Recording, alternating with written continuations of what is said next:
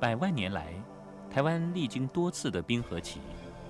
冰河来临，海平面下降，使得台湾与大陆相连，两地间的鸟类就经由路桥在两岸之间往返迁徙。后来冰河溶解，台湾海峡形成，台湾与大陆的画眉鸟从此各自演化。国内外的鸟类学者就以画眉科鸟类作为研究对象，来探索鸟类在生物地理分布上的变异。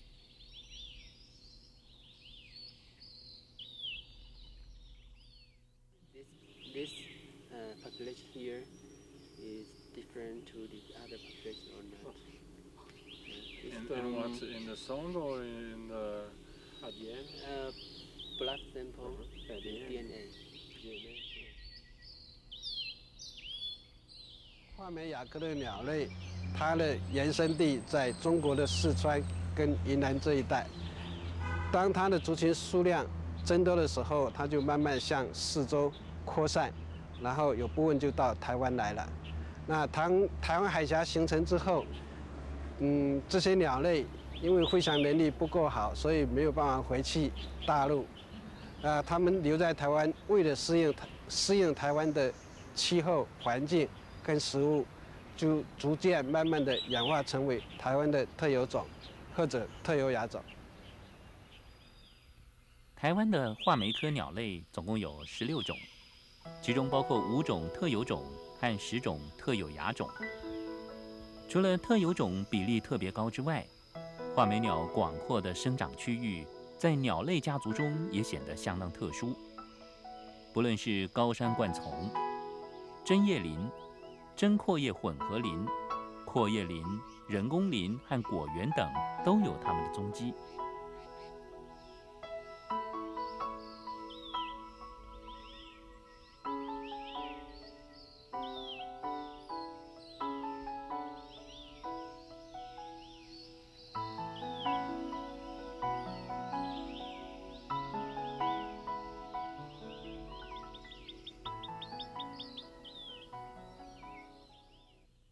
如果我们依海拔高度来划分，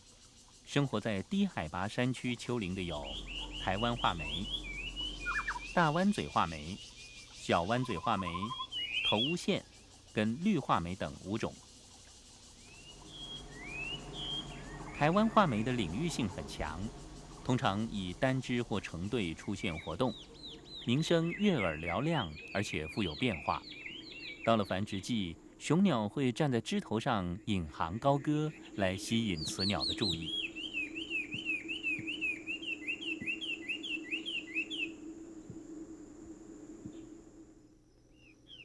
配对后的台湾画眉喜欢将巢筑在五节芒或狼尾草丛里。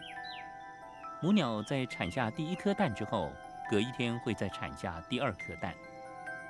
孵了15天之后，小宝宝就会破壳，进入这个五彩缤纷的世界。接下来育雏的工作就得由2只亲鸟共同负担，因为你很难想象小宝宝们是多么会吃。曾经有资深的鸟友见过台湾画眉的雏鸟在离巢前夕，亲鸟有1天喂食100多次的记录。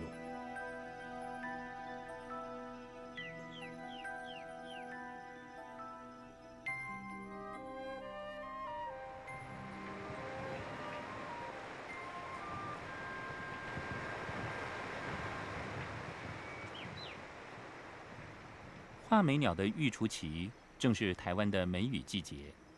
小宝宝们赶紧利用难得的阳光，抖一抖身上的雨水。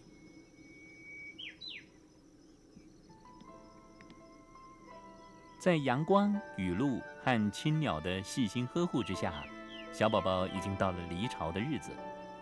这时候，亲鸟会利用食物在巢边诱引跟鼓励它们，勇敢地震动翅膀，飞向崭新的未来。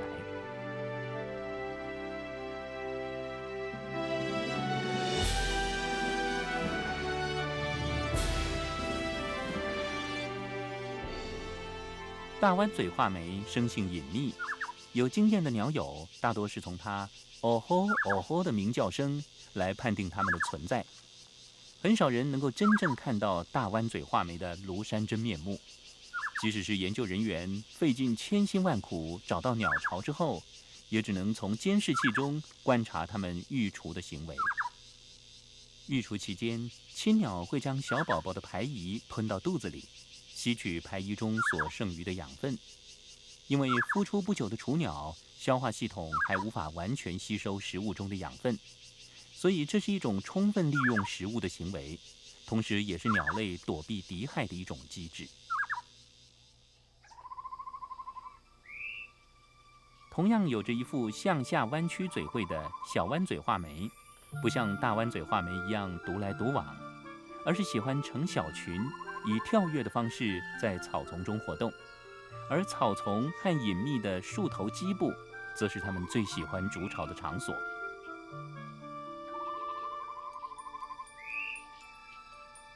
小弯嘴画眉嘎鬼嘎鬼的嘹亮叫声，通常是叫不搞声先搞，所以我们只要仔细地辨别声音的方向，就不难发现它们活泼的身影。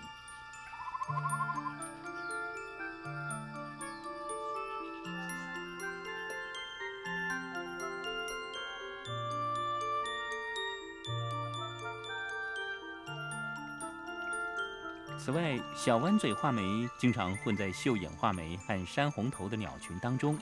一同在森林的底层活动，偶尔还会一起在溪涧里享受共浴的乐趣。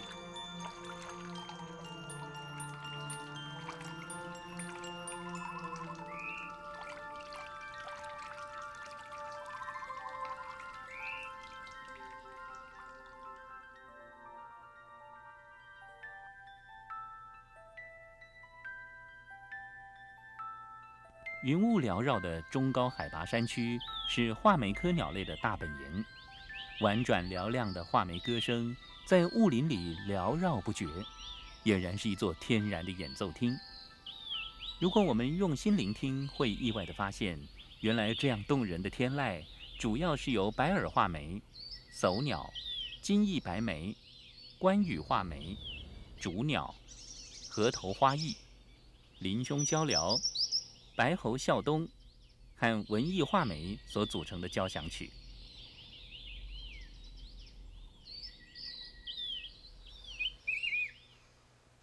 金翼白眉的鸣唱声圆润洪亮，又是台湾的特有种鸟类，所以又名台湾噪眉。育雏期间遇到外来的入侵者，则会发出急切的警戒叫声。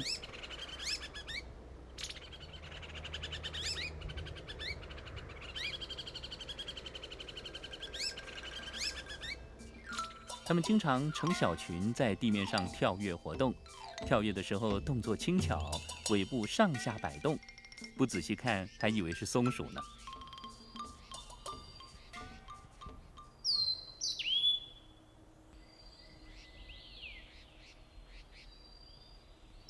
叟鸟又名黄胸叟眉，也是台湾的特有种鸟类。它们生性隐秘，喜欢在阴暗的树林底层活动，一般人并不容易见到它们。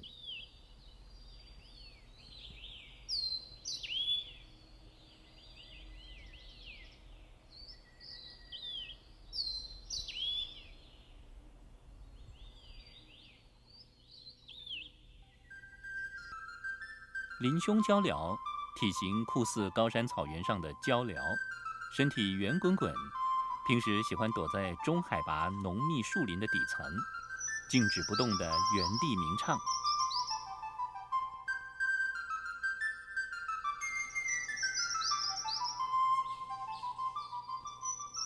由于生性害羞，再加上一袭星点般深褐色的羽毛，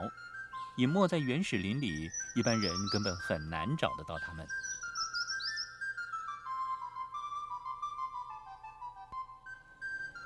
文艺画眉因为翅膀有黑色和棕色的横纹而被命名，是台湾特有种的鸟类。它们以植物的花果为食，而水麻和八角金盘的花果则是它们喜欢吃的食物。觅食的时候会发出啾啾啾啾的鸣叫声，呼朋引伴。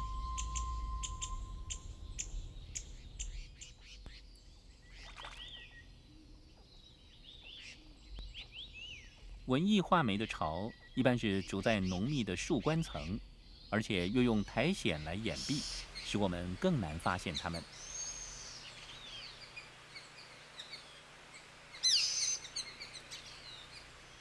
白喉啸东生性活泼，喜欢成群活动，常见它们成群在林间穿梭觅食。不过，一般人并不容易看到白喉啸东，因为目前只有在台中、南投、高雄跟花莲等地区才有比较稳定的族群。像这样呈现不连续的点状分布，在画眉家族中是很特殊的现象。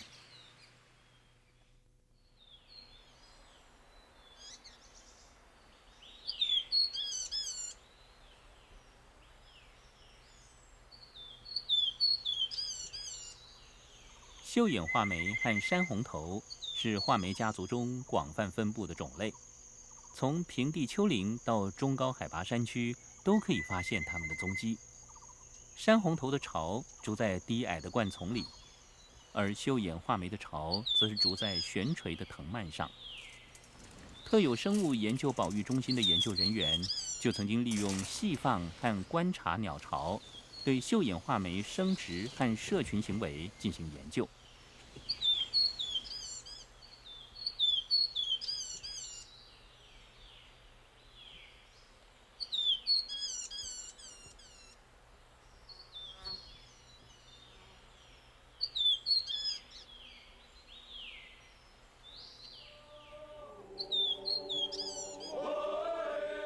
阿里山是鸟类学者心目中的圣山，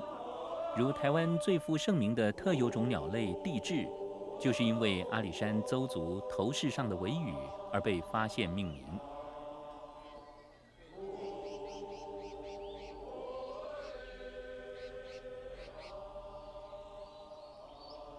1938年，日本鸟类学者同样是在阿里山观察到关羽画眉具有多对亲鸟共同育雏的现象。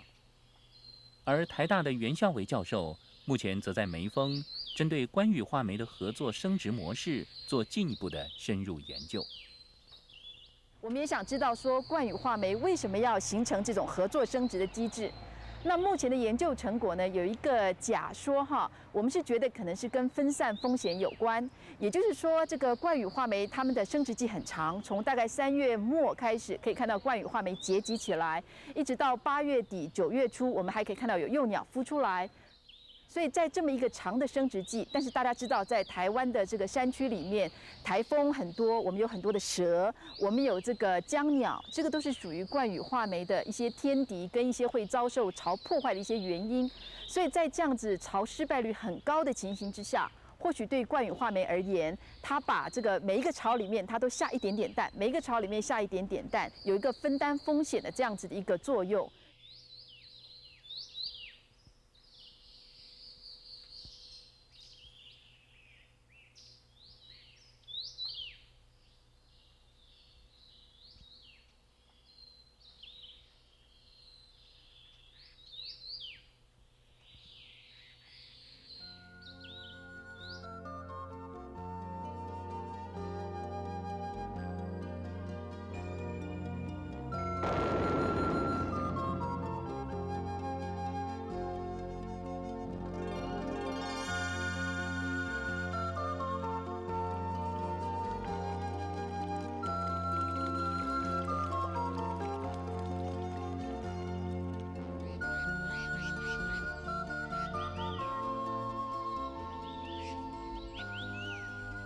春夏之际，万物滋长，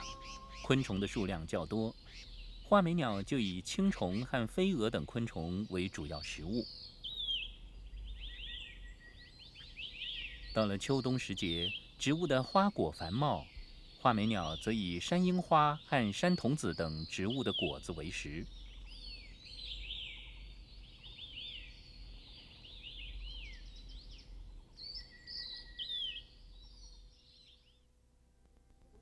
台湾拥有丰富的原住民文化，位于山区的原住民部落，因为周围有许多画眉鸟喜欢吃的昆虫和花果，所以画眉鸟很早进入原住民的生活里。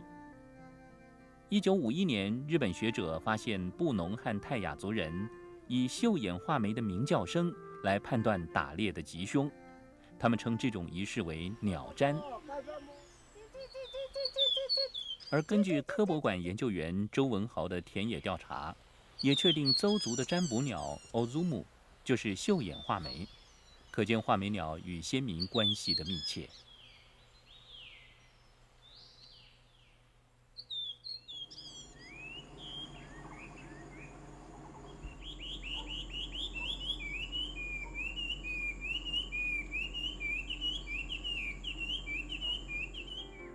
百转千声随意移，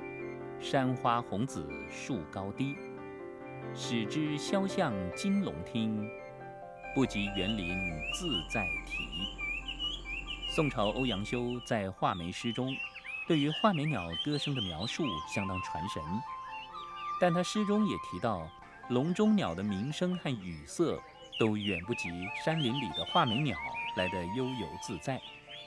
不过，仍有养鸟者喜欢把画眉科的鸟类养在笼中来领赏，这使得画眉科鸟类面临很大的猎捕压力。我们已经知道，大部分画眉科鸟类的育雏工作是由2只亲鸟共同来负担。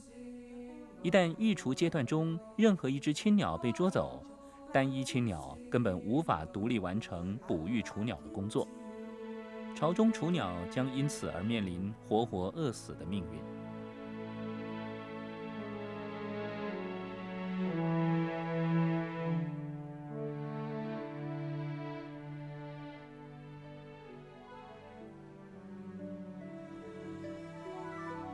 所幸行政院农业委员会已经将台湾画眉和关羽画眉等8种画眉科鸟类列为保育类野生动物，禁止民众猎捕和豢养。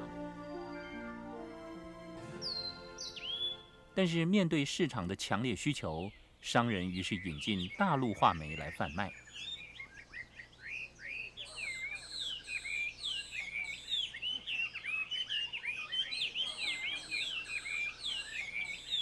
目前在分类地位有待厘清的大陆画眉和台湾画眉属于不同亚种。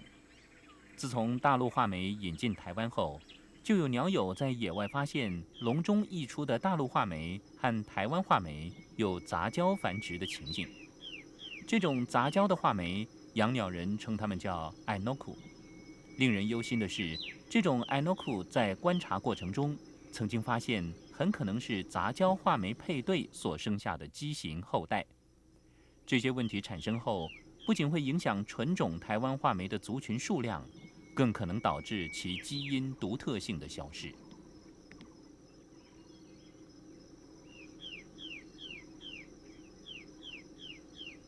针对大陆画眉和台湾画眉杂交，可能导致纯种台湾画眉消失的危机。农委会目前已经委托学者利用 DNA 图谱分析技术来检测台湾画眉和大陆画眉遗传基因的差异。除了确认它们的分类地位之外，也希望能够借此了解台湾画眉是否有遭受基因污染的危机。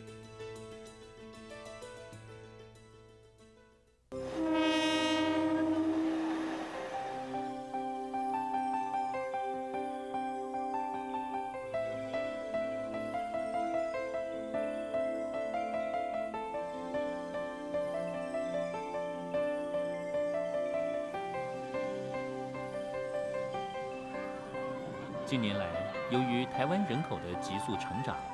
森林资源的利用相对增加，这对于生活在森林中的画眉科鸟类造成相当大的冲击。例如，台湾特有种的金翼白眉，原本在3000公尺的高山上自在的生活，但随着交通的发达和旅游业的兴盛，它们开始捡食游客掉落的零食和垃圾。这样一来，金翼白眉除了失去它们原有的习性外，有时还会被过往的车辆碾死。可见栖地的过度开发与破坏，也是画眉科鸟类未来生存所面临的另一项隐忧。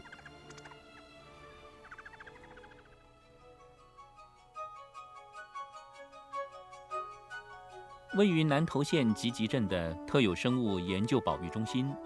有鉴于画眉鸟生存上的种种问题，从民国88年起，就积极展开画眉科鸟类生殖习性的调查工作。目前更针对叟鸟的生活史进行深入的研究。